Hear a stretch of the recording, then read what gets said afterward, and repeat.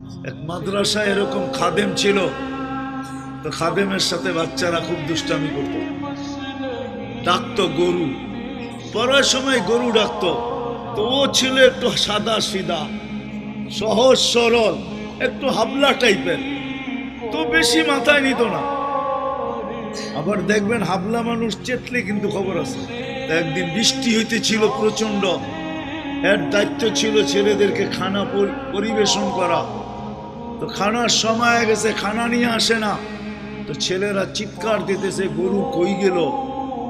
একটু পরে দেখতেছে খানা নিয়ে আসতেছে, তো সবাই চিৎকার দিয়ে বলতেছে ওই গরু এত দেরি করলি কেন।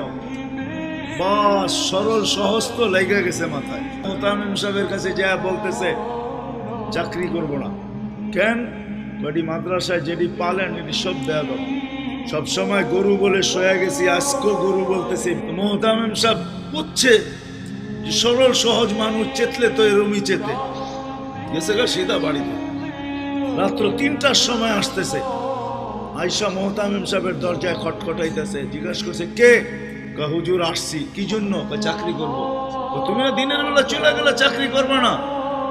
এতদিন চাকরি করতেছিলাম শুই না, এখন চাকরি করব দেখা। বলছে এটা আবার কি দেখা চাকরি করবে মানে? আমি স্বপ্নে দেখতেছিলাম কিয়ামত হয়ে গেছে, আমি পুলসিরাতের পাশে যেয়ে দাঁড়ায় আছি, পুলসিরাত চুলের মতো চিকন, তলোয়ারের মতো ধার। ভয় পাইতেছিলাম এটার উপরে পা রাখবো তো রাখবো কি করে। একটু পরে চিৎকার শুনলাম, তো দেখলাম মাদ্রাসার ছেলেগুলা সবগুলা হই হুল্লার করতে করতে আসতেছে।